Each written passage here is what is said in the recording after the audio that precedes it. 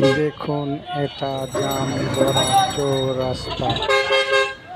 রাস্তার পরিস্থিতি একটু বৃষ্টি হলেই হাঁটু পানি হয়ে যায়।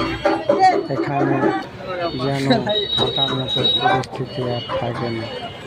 এখানে অটো, ভ্যান এবং বড় গাড়িগুলো চলাফেরায় খুব কঠিন হয়ে যায়, এমনকি আমাদের সাধারণ জনগণের সমস্যা হয়ে যায়।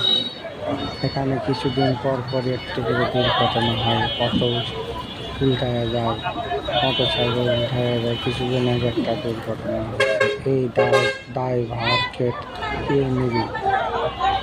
এখানে দেখার মতো যেন কেউ নেই। মনে হয় কি এখানে কোনো উপরে কর্মকর্তা দেখার মতো কেউ নেই। মনে হয় দেশটা মগের মূল্য। মনে হয় এই দেশটা কারো দায়ভার নেই, দেখার মতো কেউ নাই।